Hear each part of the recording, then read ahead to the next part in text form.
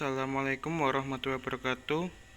Kami dari kelompok 5 akan mempresentasikan materi tentang kecepatan efektif membaca atau lebih disingkatnya dengan KEM.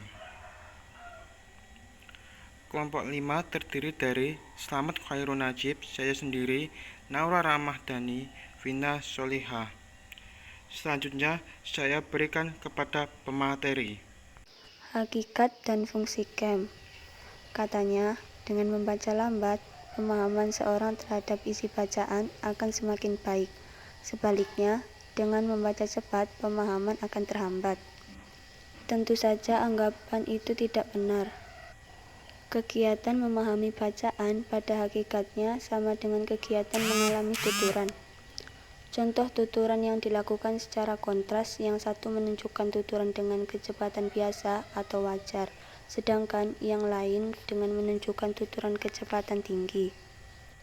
Contoh pertama, minggu yang akan datang, saya bermaksud mengikuti ujian tahap kedua.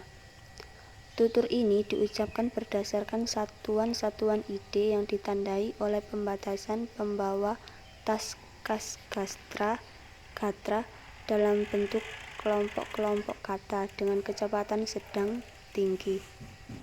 Contoh yang kedua, minggu yang akan datang, saya bermaksud mengikuti ujian tahap kedua. Tutur kedua ini diucapkan kata demi kata dengan kecepatan lambat. Pengertian KEM. KEM merupakan kepanjangan dari kecepatan efektif membaca, yakni perpaduan dari kemampuan motorik, gerak mata, atau kemampuan visual dengan kognitif seorang dalam membaca. Harjasujana dan Mulyati, 1987. Dengan kata lain, KEM merupakan perpaduan dari rata-rata kecepatan membaca dengan ketepatan memahami isi bacaan. Dalam proses membaca, terhadap dua komponen utama yang bekerja secara dominan, yakni kerja mata untuk melihat lambang-lambang grafis dan kerja otak untuk memahami dan memaknai lambang-lambang grafis tadi menjadi sebuah informasi yang utuh dan lengkap. Faktor-faktor pemengaruh KEM. Pada tahap-tahap awal, tingkat pencapaian KEM erat kaitannya dengan faktor kesiapan membaca. Reading Readiness, Buron dan Klobuck 1977 mengajukan 6 hal yang dipandang penting dalam mempertimbangkan reading readiness.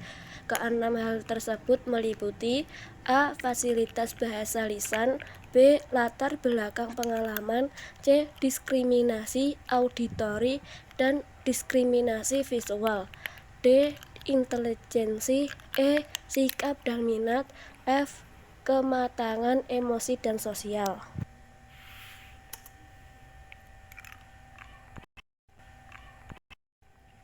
Cara mengukur KEM. Data mengenai rata-rata kecepatan baca dapat diketahui apabila jumlah kata yang dibaca dan waktu tempuh bacaannya diketahui cara menghitung rata-rata. Kecepatan baca adalah dengan cara membagi jumlah kata yang dibaca dengan waktu tempuh baca.